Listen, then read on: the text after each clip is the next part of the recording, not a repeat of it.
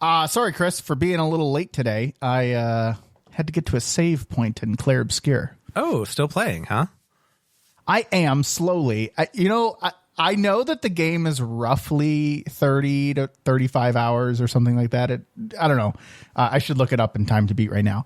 When I started playing today, I had 8 hours and 14 minutes. And can I tell you how discouraging that was? I was like, I love this game so much, but I feel like I don't feel like it's dragging on. I just want more of the story so bad. And I'm listening to all these podcasts about how good the game is. And like, I've heard a lot of mixed reviews on the ending, but the more recent ones, the one I'm seeing now, are saying the ending is amazing. So like, I don't know what to think, but I just want to experience it for myself, but I'm still so far away. Are you going to stick with it? You think you're going to finish it? I'm putting roughly 3 to 4 hours in it a week for the past 2 weeks. So like I played 2-ish hours today so far. I'll probably put a couple more in. So I'm getting 3 to 4 hours per weekend in. And that's just going to have to be okay. Yeah. I mean, then in like a couple months, you'll be done. Yeah. And everyone else will have moved on, but it's okay. That's okay. Single player games, they should like unshackle you from the zeitgeist a little bit, right? You can just play a single player game at your own pace and like, experience it for what it is. Like it's all good. Yeah. Yes. And I should just enjoy it for what it is, but it is nice to be part of the hype. Well, I was a second late today because I had to go to the mailbox and get the box from iFixit containing my Steam Deck right trigger that we talked about last episode. Oh, you did it. You bought it. I bought it. Yeah. So I have here a weird little anti-static bag with 3 pieces in it, 2 pieces of plastic and a spring that I now have to pop open my Steam Deck and install. Do you have a Steam Deck OLED? No, I wish I did. Okay. So, maybe break it on purpose. Is that what we're leading to or? Well, I mean, we'll talk about it a little bit later, but I'm about to get a Switch 2, so I don't think I need another more handheld console in my life, new right now. Plus, there have been more and more rumors about like better Windows handheld experiences and like Steam Deck 2s and all these things. So I'm really at this point kind of in that gray area where it makes sense to wait for the next Steam Deck if mine were to totally break. Yeah, that's fair. Okay, well, keep us updated on the repair then. Yeah, I'm going to go ahead and do it. I've looked at the steps, and it has like a lot of steps, but half of the steps are how to disconnect the battery, and you don't actually have to disconnect the battery at all in order to replace this trigger. So I think I'm just going to kind of go for it and hope I don't short anything and break anything. I think that's fair. I mean, you're not unplugging anything, right? It's all physical button stuff. I'm pretty sure it's all mechanical. Like there's actually no wiring at all involved in this. It's all just click this thing and click that thing and, click it in and screw it in or whatever. So I think it should be pretty reasonable. Do you have a screwdriver set from like iFixit or something like that? I do not. And I almost bought one when I bought this thing from iFixit so that I could get like free shipping. But then I decided that like a $75 screwdriver set for a $20 trigger was too much. And so I didn't. I do have a multi like screw bit set that has basically all of the stuff that the iFixit kit comes with, that I got somewhere when I was traveling and I needed to open up my laptop and disconnect a fan because it was making chainsaw noises. So I needed to go one of those like 75-bit off-brand iFixit ones. Yeah, this is basically that. And then I think I bought a battery from iFixit once. I bought a MacBook Pro battery, which is now failing, weirdly enough. And it came with like the little picks, little guitar picks you use to like open up stuff and whatever. So it came with some of that stuff. So I have not like the full iFixit kit, but I have like half of the components of an iFixit kit. The one thing I feel like I'm missing is some kind of like rubber tray. Like, have you seen those trays where they're like a big rubber, it's almost like a desk mat for gaming, right? But it's got like a bunch of slots for all of the different types of screws that you can pull out, and they're numbered like 1, 2, 3, 4, 5. So like as you're doing it, you pull them out in the steps and then you put them back in reverse order. Like that's the one thing I'm missing. And those things are magnetized too, which is really cool. Yeah. Yeah, I don't have a project mat. I also thought about buying one of those for this project, but it's not going to be that much stuff. So I'm just going to do what I always do and just put things in very particular places and hope I remember where they go. I don't think it's going to be that. I mean, I think for you, it's going to be like 3 screws or the back screws on the Steam Deck. And I think you have access, right? Like the trigger is right there at the start. Yes, you're correct. It really should be easy to do this. Did I tell you why this escalated into a maybe to a must? Oh, no, you haven't. So it's still functional. So spoiler alert, the Steam Deck still works and the trigger still works. And I don't think this had happened yet. It was making a little bit of a grinding noise, right? When I was talking about it last time. Then at some point, I went to go pull the trigger and it like made a little crack noise. And now there's a rattling piece of plastic inside the Steam Deck, which just can't be like that. That cannot stand. That's just not allowed. So the trigger still works completely fine though, right? It does. And that, in fact, I think has stopped making the weird little spring noise. Well, okay. So maybe take pictures. Yeah. On the one hand, it's now working. On the other hand, it is like making a noise when you shake the Steam Deck. It's like has a little rattle to it and I don't like it. I was going to say now it's a rattle. Yeah. That's just not allowed. That's not allowed. Okay. All right. Well, this will be a good project. Yeah, I mean, I think it's only going to take half an hour to do it. Like, I don't think it's going to take too long. Famous last words. Welcome to Pride and Accomplishment. My name is Jason. And I'm Chris. This is episode 154. On the bright side, the trigger is broken because you've been using it. Yes, that's true. I have been playing a decent bit of Blueprints, although I've actually switched a little bit more to the PC lately than the Steam Deck. Not because of the trigger or anything, just my life has allowed me to sit in front of my computer a little bit more lately. So I've been playing a little bit more on PC, and I've been doing a little bit more Blueprints. Any crashing problems on your PC? None at all. Interesting. I don't know what's wrong with your computer, but like it runs perfectly on mine. Yeah. All right. Well, whatever. I haven't tried it in a while. I've been otherwise engaged. There's been a couple of patches, like mostly content stuff, but maybe they fixed some efficiency stuff for you. Yeah, maybe. So it's been 2 more weeks now. Mm-hmm. What day are you on? I think I'm on day 150-ish, 140, 150-ish. And you were chasing something last episode, and you were like, I know what I need to do, or I think you said you think you know what you need to do. Have you gotten there? Is it over? Is it done? No, it is definitely not done.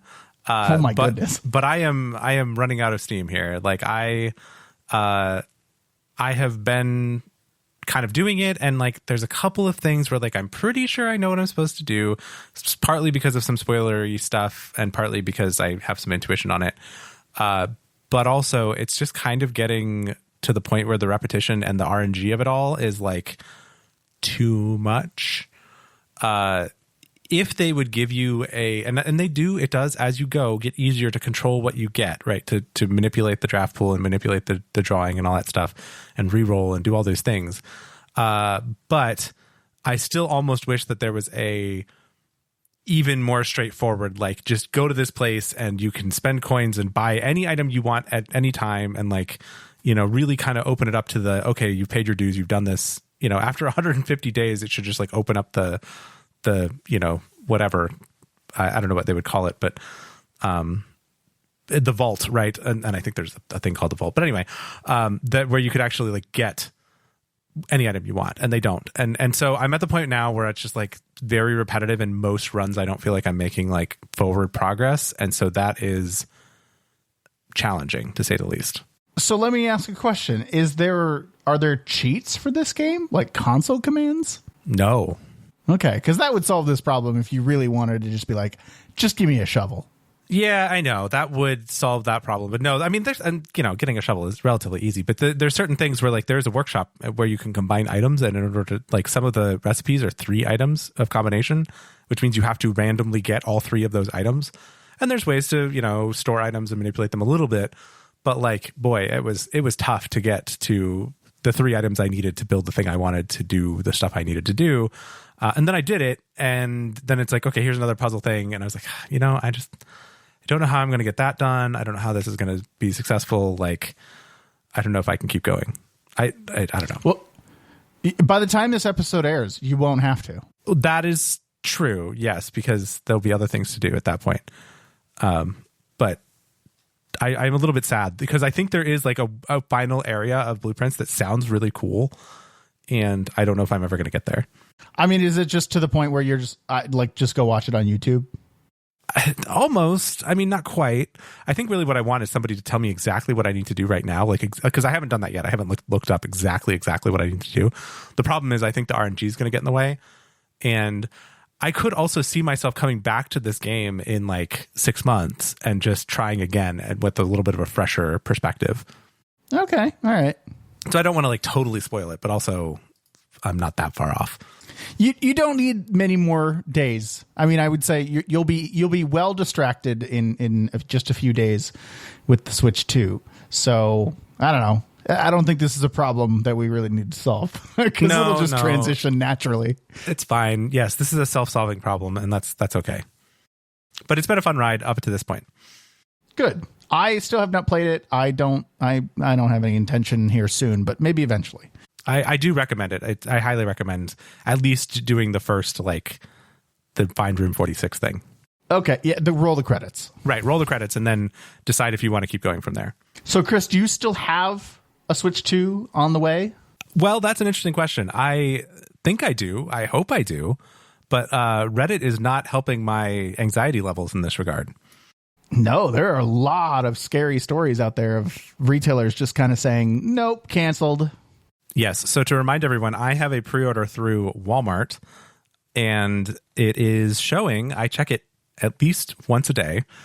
It is still showing as shipping from the store. It's got the little like grocery bag icon, which I guess means that it's not going to ship. It's going to be like couriered from the store to my house, like DoorDash style, which is not usually how I order things, but I didn't have a choice when I did this. I just said, get it to my house. And so Walmart decided that was how they were going to do it. That is still showing. It still hasn't shipped into like preparing. It hasn't like moved into anything other than like order placed.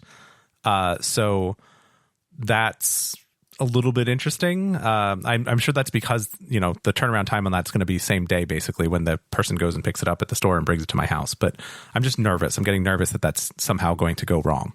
I think it'll be fine. I've had that happen with Walmart before, but never with a pre-order. I suspect it'll be okay.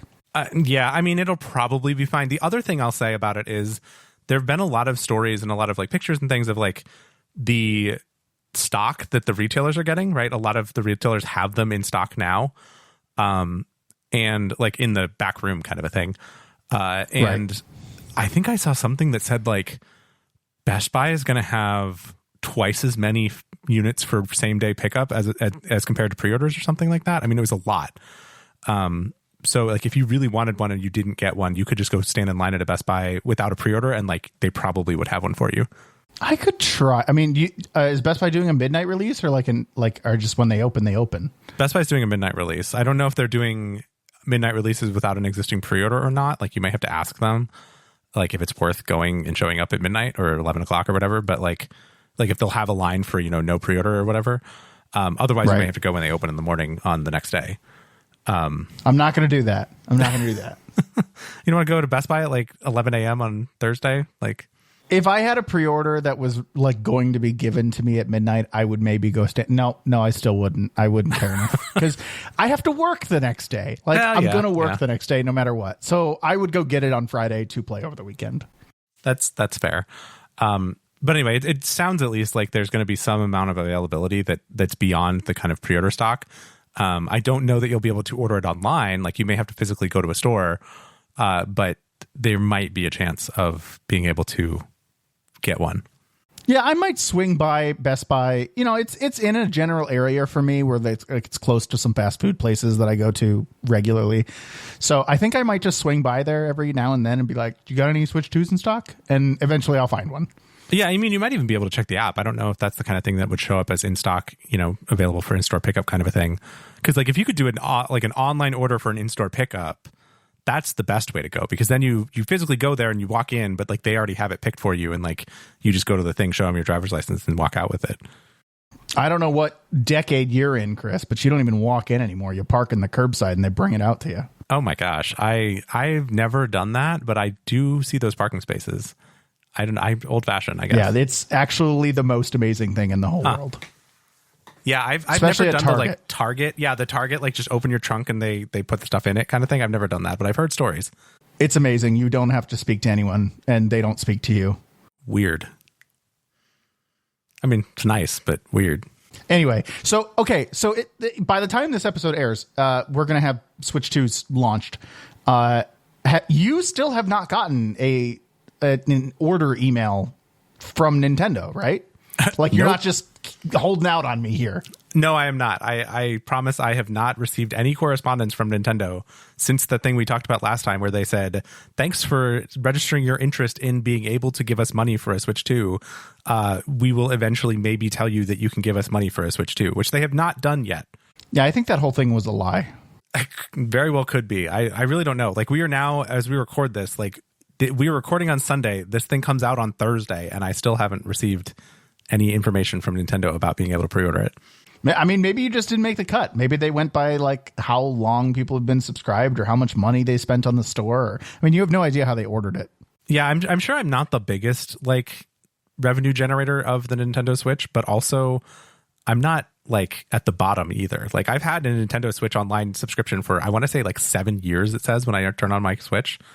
Like I bought, I don't know, probably 10 or so games, I think, digitally. Like they've gotten money from me. Oh, well, I don't know what to do with it. I mean, I'll get one eventually. I'm not going to stress about it. I'm being chill. Yeah. I'm maintaining the chillness from last episode. I would fine. Not be able to do it if I were in your shoes. Like I have a pre-order and I'm still checking it like daily. What's your plan when you get it? Because you are going to get it, and I promise you it's going to be fine. I hope I don't have to eat my words. But what's your plan? Like Mario Kart all weekend, or like play older games, see how they look on the new Switch? Like what's your plan here? My plan is to definitely start with Mario Kart because it's the Switch 2 game, right? I mean, it's like the only one practically. And then I'm actually going to try Echoes of Wisdom, the Zelda game that didn't run very well on the Switch 1. And then they might actually get me to upgrade my Switch subscription because the Zelda Breath of the Wild Tears of the Kingdom Switch 2 editions are included with the expansion pass Nintendo Switch Online. So I might, that's something I'm like keeping as an option for myself of like, I could do this if I want to really kind of put this thing through its paces. So that's kind of my plan. I mean, there's also a patch for Super Mario Odyssey, they said, for the Switch 2. So I don't know if that's going to do anything, but I'll probably boot that up just to see if it looks any different. That game already looks good. So like, I don't know what they're going to do for it. Yeah, that game was great. How long do we have to wait for anything else that's new? I think Donkey Kong is next? Donkey Kong comes out in July, Donkey Kong Bonanza, which several of the people that did the like Nintendo Switch experience and did the various cities or whatever said it doesn't look like, it doesn't play super well. Like it plays fine, but like it's a little gimmicky and like, oh, look, you can destroy the whole world. And like that is a gimmick, and it's probably good for kids, but like maybe adults will be less interested in that gimmick after a short period of time. So I'm not like pinning my hopes on getting Donkey Kong, although it's you know, kind of on my radar. Do you still have an available coupon, like a buy two whatever coupon?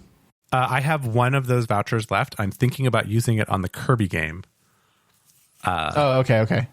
There's a Kirby game that's on Switch 1 that is having a Switch 2 edition. So I might use my voucher for the Kirby game and then pay my $20 essentially upgrade fee for the Switch 2. Okay, well, I'm sure we'll hear all about your Switch 2 when we get it on the next episode. But I guess I'm most interested in hearing about Mario Kart, because like you said, that is the Switch 2 game. It's the only brand new first party game on launch, right? Yes, it is the only like fully brand new first party game, I think. Yes. Okay. And it's, in my opinion, arguably the best Nintendo series game. I think 3D Mario, like Super Mario Odyssey would like a word, but yes, Mario Kart is also up there. They have started to update all of the Switch 1 like OS and like online properties and things with different kind of coloring and branding and whatever, starting to kind of get ready for the Switch 2, and it's definitely keeping the hype train going for me. Like if you're paying attention, like if you actually like, I have to turn on my Switch every once in a while and look at it now and be like, oh, what's new for the Switch 2? And like they have a dark theme now and the Nintendo Switch Online, little mini app thing, which is, I don't know why it took them so long to get there, but they have it now. I was going to say, welcome to the 21st century. I know. Yes, exactly. They have, they did the little game key card thing that they announced. So that's all, they shows all your digital stuff as little, or not game key cards, but the virtual game cards. So those all show up in like a little pictorial thing, which is kind of fun. I don't know. They have a game share, the thing where you can share the games from the Switch 2 to the Switch 1. Like there's an icon on the Switch 1 now for game share, even though no existing person can actually use it. I'm wondering if that was for reviewers or something, like for press. They needed to like get it in the Switch 1 OS so that the press with the Switch 2 could use it. But I don't know. Oh yeah. So, the hype is coming, and then they put up a list on the Switch 1 of all of the Switch 2 edition things, all the things that have updates for the Switch 2, with links being like, you can buy them now. It's like, no, I think I'll wait. I'm good, thanks. I'm good. I have a lot of Switch 1 games. It's fine. There has been a lot of brouhaha online about the game key cards. I know I mentioned those earlier, but have you seen these? Have you paid attention to any of this? Yeah, I don't understand why it's that big of a deal. It's because people are worried that they have to get online and download the game when they put in the card into their Switch 2, which is like, I get it from a kind of principled perspective. Like I understand, but also the ship on digital and physical has sort of sailed already. Like, unfortunately, right? Yeah. We've gone past digital. that point. And so like being able to say like, oh yeah, it's a card that you get and you stick it in your system and then it has to download a bunch of stuff. That's exactly the way that the PS5 works, like in the Xbox. Like you stick the disc in there and then it downloads for, I don't know, another 20 gigs because there's a day one patch or whatever. And it basically didn't ship with everything on the disc anyway. So it kind of doesn't matter that they are starting to do this game keycard thing for Nintendo. But people are like, oh, I will only buy things that don't come on those game keycards. Otherwise I'm going to just buy it digitally. It's like, well, if you want the box and you want to like resell it or whatever, like fine, get the game key cards. But if you don't, get the digital thing and that's fine. Well, that's the major difference, right? Like you can, like the game key card is literally your ownership of it, right? You can resell it. You can give it to someone else. You can let someone else borrow it. Like, yes, it has to download the game, but whoever has that card can play the game. Yeah, exactly. Like it's just like it works today where you stick the card in the console and then you play the game. And now obviously you have to download the game, but like if you already had the game downloaded and you take out the card, you can't play it anymore. And then when you put the card back in, you can play it. Like it works just like an existing physical Switch game. So people are worried because they're like, what if it, if they stop supporting the servers or what if, something changes? That's the one argument I can hear is that, Nintendo is notoriously terrible at game archiving and playability. So, that was the one thing that I would say. I mean, they're better now that they'll have you pay for it. But, the nice thing about, you go back and play a Nintendo 64. If you have a cartridge and a Nintendo 64, it doesn't matter if those servers are still up. You can still play it. So I get that argument. I get it. I hear it. I think that battle has been lost. I really do. Agreed. Well, and also, like, I don't know. They have done a good job with, if you have bought something, I'm pretty sure you can still download it. Like, I think I read somewhere that if you had bought games on the Wii Virtual Console, you can't buy any new games on the Wii Virtual Console, but you can, if you had bought them, you could still download them today. Like, I didn't get know the that. download. That sounds pretty good. Yeah, and which is like 20 years. I mean, like, it's a long time. So I think they're a little bit better on the track record of like, if you've purchased something, you can still get it again. And it probably doesn't cost them all that much anyway, just to keep that up and running. So I think there's a chance that might stay alive for stuff you've previously purchased. Like, they don't want to deal with like, credit card handling on the Wii anymore, which is fair. But like, if you've already paid for it, then they can let you download it. Anyway, I'm probably going to be like all digital on my Switch 2 for the most part. Like, I don't really foresee myself buying any cards for the Switch 2. I have a bunch of cards for the Switch 1. Interesting, because that's the exact opposite approach that you took on your Switch 1, isn't it? It kind of. Like, I had a lot of physical stuff on the Switch 1, and we talked about it on the show like several years ago. But the convenience of being able to switch games without having to switch physical little pieces of plastic is actually really nice. My argument was, if it's a single player game that I will stop playing, I'm going to buy it on a card. I'm going to buy it, physically. If it's a multiplayer game that, whatever, I'm just going to have forever, and I want it in my library because if someone else wants to play it, I want to be able to play it with them, I was going to buy it digitally. Yeah, that didn't end up ringing true because I never got rid of Mario Odyssey. I've always wanted to keep it. So why did I need it on a physical thing? So I'm with you on this round. It'll be all digital for me. Yeah, I was like that for the PS5. I mean, I bought the digital version of the PS5. I was going to say your PS5 doesn't even have a disc drive. Nope. But a lot of it for me was based on deals and deal hunting, right? It was being able to get the physical games cheaper. But then they did this voucher thing. And so for the first party Nintendo stuff, like the vouchers were the cheapest way to do it. And those were digital. So that's why I ended up with a lot of digital things in the Switch 1 generation. The things that I have that were physical, I think I got as deals on Amazon or whatever, and saved, $8 or something on the retail price, which I will still consider. Like, I'm glad that the Switch 2 has a physical cartridge. But now that they've sort of made it so that you can lend at least a digital game between consoles, that takes away the like, oh, well, if you have kids and they have a Switch and, the family buys one copy of whatever digitally, and then it's hard to kind of share it or whatever, like that gets a little bit better because now they have this virtual game card thing. I guess I'll have to think about that a little bit harder for certain games, but like ultimately I think it's going to work out okay. I will tell you, and I don't think anyone's quite as good as Steam, but I've got that Steam family sharing library now. Mm-hmm. That is peak, like what it should be. That's like the gold standard. Yeah. If you own one copy of the game, anyone in your family can be using it. If you own two copies of the game, two people can be playing it at the same time. It's peak. It's perfect. That's really nice. And that's what everyone should do. Yes, I have. We mutually have one friend who has a high school age son who he just shares his own Steam library, like his own Steam login with his son, and like you'll see him playing like Team Fortress 2. I'm like, I know this person has never played Team Fortress 2 in their life, and yet it says that they're playing Team Fortress 2, and like I know that that's not him, it's his son. And I'm just like, why don't you just set up family sharing? Like, why would you let all of your achievements and all of your stuff and like, your username, like if your kid decides that they want to be a different username and they mess up your username, like that's a whole problem. So I intend not to let that happen in my digital life. Oh, I know it's perfect. You should have your own account. I mean, and Steam makes it. I mean, we're so far off subject right now, but Steam makes it perfect. Like you can set things as private, so no one else in your family can see that you're playing it or that clever. You own it. Right? Like if you don't want your kids playing something, like just set it as private so that they can't access it in your family share. Like it's a perfect system. Okay, cool. I like that. I haven't really looked into it yet, but that will be relevant to me someday. Speaking of games that children play that involve guns, Fortnite is still a thing. That's a transition. Yeah, well, I was working with what we had here. Have you played any more Fortnite, like since that like week or so that we all played Fortnite a little bit? Yeah, I finished the Battle Pass. Where have you been? Oh, wow. Oof. I mean, I didn't buy the Battle Pass, so I didn't really have that carrot for me. No, yeah, I totally finished the Battle Pass. Been playing, been having fun. I really enjoyed it. It got a little bit of an update since it had a little bit of an update after we played it.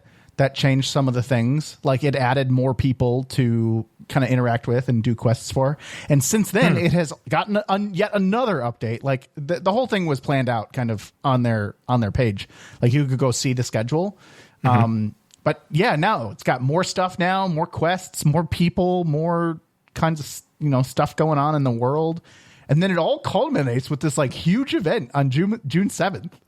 Oh, they're like is it like a live thing?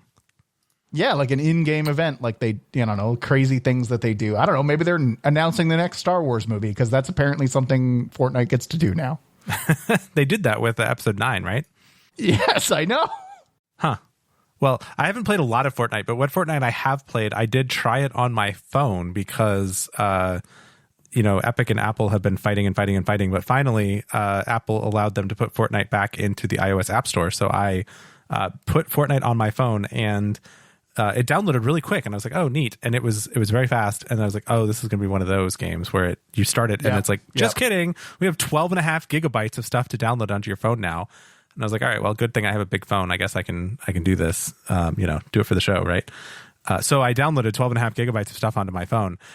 An interesting side story about that is I was downloading it on my Wi-Fi, and I was like, I wonder, my phone is USB-C. So I went and got a USB-C Ethernet adapter, like a USB-C to wired Ethernet adapter, and I plugged it into my phone, and it worked. No kidding. Yeah, so I had the gigabit wired connection to my phone working inside my house, because I think I still have like Wi-Fi 5 or something in my house. So I got slightly faster speeds by going wired on my phone. That's cool. USB-C is amazing. 12 gigabytes is also an interesting number because Fortnite on PC is like 70 gigabytes. No, it's like 110. Okay, more.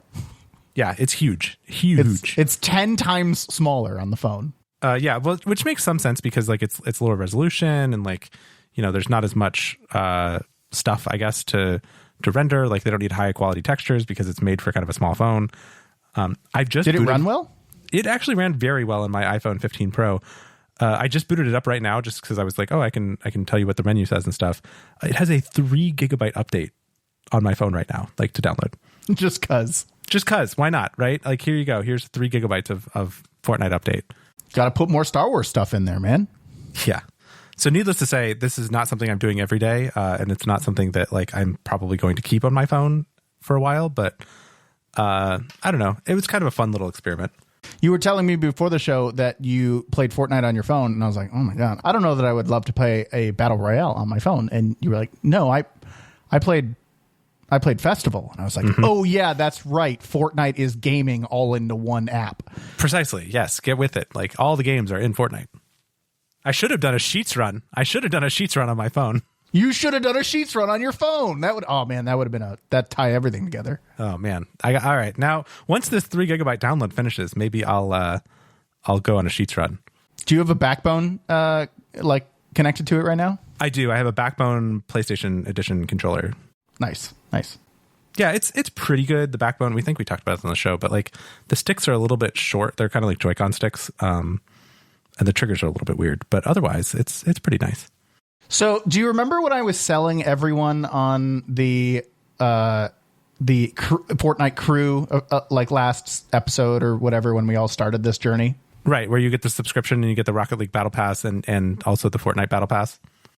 Yeah. As a result of this whole Apple iOS Epic battle Fortnite on iOS thing, one of the things Epic has done is they've said, if you come to our store and pay on our store, instead of paying through Apple or, whatever, or the App Store and they taking 30% or whatever.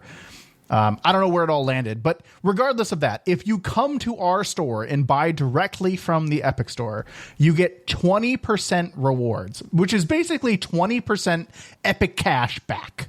Yeah, I was wondering about that. Does that expire? Like, does it have some kind of expiration date on it? I don't know if it expires. Yes, it expires in 2 years. I'm looking at it right now. Oh, well, that's reasonable. So let me then tell you, I didn't know that was happening. I don't know that it had actually started when I got my crew. Mm-hmm. But I now have $2.40 of credit in my Epic rewards balance because that's 20% back on my Fortnite crew. So I guess you can use that to buy more Fortnite crew. Is that the idea? Or V-Bucks or a game on the Epic Store or literally anything. So that's a good deal. That is a good deal. That's a clever way to do it. Like, and like Steam doesn't do that, right? I mean, Steam doesn't like have anything like that. I guess Humble has the discount on the store if you're a subscriber, but like, yeah, that could give you an edge kind of on the Epic side of things, like to make them a more attractive storefront. I mean, that's every 5 crews you get one free. Like, and let's be real here. A lot of people are subscribed to Fortnite crew. And this is basically, if you subscribe for a year, you get 2 months free. I mean, that's how a lot of annual subscriptions work. So it makes some sense. I don't know. I think it's a huge W for me who didn't expect it or see it coming. I have a feeling I will subscribe to Fortnite crew at least one more time in the next 2 years, right? Like I'm doing this like one month every time something interesting comes up. And the next time it'll be $2.40 less. Wow. Congratulations. Remind me, do you cancel that as soon as you have it, or you cancel it like 2 days before it expires?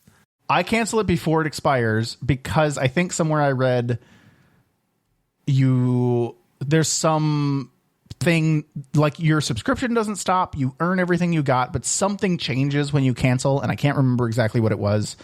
I will cancel 2 days before it renews. Gotcha. Okay. I think we should get back in. This Star Wars stuff ends June 7th with a big event, all that stuff over the weekend. I think we should get back in and play at least a little bit more Fortnite, maybe this week into the weekend, into that event on June 7th. I think it'll be a fun way to cap it all off. And, there's some post battle pass stuff that I can earn, and I wouldn't mind earning that. So we should get in one more time. Maybe I'll really put the mobile gaming experience to the test and put Discord on my phone and play Fortnite on my phone and see how it goes. You can play alone. I don't need that handicap. I'm not sure it would be much worse than my typical gameplay. Yeah, okay. All right. The one problem is on the phone, you do have to play with a controller essentially. So like that I guess is a handicap of sorts. I wonder if now that USB-C all the things, I should just plug it into my like laptop docking station and see if my keyboard and mouse work. Oh my God. Play it off my phone on a big screen. That'd be something. It did finally finish its 3 hour or 3 gigabyte download, by the way. I forgot you get a skin. You should download it. You get a skin if you use Fortnite on iOS. It's not a very good skin. All right, here I go. Jeez, man. Hey, I don't make the rules. I just tell you about promotions. Okay, well, we have to end this episode so I can go get my skin on Fortnite. I'm downloading it right now. Okay, sounds good. I want to know who else got a Switch. And if you got an email or you have an extra one, let me know. Not like anyone would have an extra Jason's one. playing it cool, but he's just interested. I'm playing it cool, but let me know, on the DL. Just you play cool, I'll play cool, we'll all play cool. I need to switch to eventually. If you've got one, you can let me know by joining our Discord, which you can get to at discord.pnapodcast.com. If you want to find any of our older episodes, read our show notes, you could visit our website at pnapodcast.com. That's P, the letter N, the letter A, podcast.com. If you're enjoying the show, we would love if you could share it with some others that might enjoy it as well. Thanks for listening, everyone. We'll talk to you next time. Last week, we talked about a ChatGPT subscription, and Chris, I have an update for you. Oh, yeah? I have been doing some stuff for work that could benefit or has benefited a lot from some light AI content generation. Okay. I've been doing some like training material stuff, right? Like training courses, online classes, kind of building some material for people. And one of the things that I've needed is like a lot of pictures of examples of good things, bad things, permitted things, not permitted things. So I said, I could either, go scour Google Images and just see what's out there, or I could, the company has Adobe stock photo or whatever to pull from, or I could see what AI, generates up. Okay. And so I was looking through, and I had 3 options to me. I had Copilot, which I have a subscription through work. I obviously ChatGPT, and Google just had their big event or whatever, or had a bunch of updates to Gemini. So I've been getting absolutely slammed with marketing emails about Google Gemini and Google I/O and all of that. So I kind of like pulled up Google Gemini, and I was like, And I was very surprised to find, and this is why I'm telling you, that Google Gemini has a premium subscription trial, $0 for 1 month. Oh. So that's what I did. I signed up for 1 month, $0 just to try it out, to see what the premium subscription gets you over the regular version. And so far, nothing. I've noticed nothing. I've noticed nothing different. Wow, great. At least not for Google. I will say, over the weekend while I was working on some of this stuff for ChatGPT, I did get hit with the cues for image generation. On ChatGPT? On ChatGPT, yes. And even after a half hour, it had not generated an image. It said I was still in the queue. So I know a premium subscription would get me to the front of that queue for ChatGPT. I did not subscribe to it because it does not have a trial. So I saw a little bit of a benefit there, but that was for image generation and not for like text. So I wasn't like super inclined to try it out. But yeah, no, I could see, I'm starting to see it a little bit. I did find a scenario where ChatGPT could do something and Gemini could not. Oh yeah. I needed a picture of a forklift operator, right? Again, training for work. Yep. I needed a picture of a forklift operator who was wearing his baseball cap forward and a baseball cap backwards. Oh, because there are okay. different regulations on whether your vision is obstructed and blah, blah, blah, right? Right. So I needed a picture of each.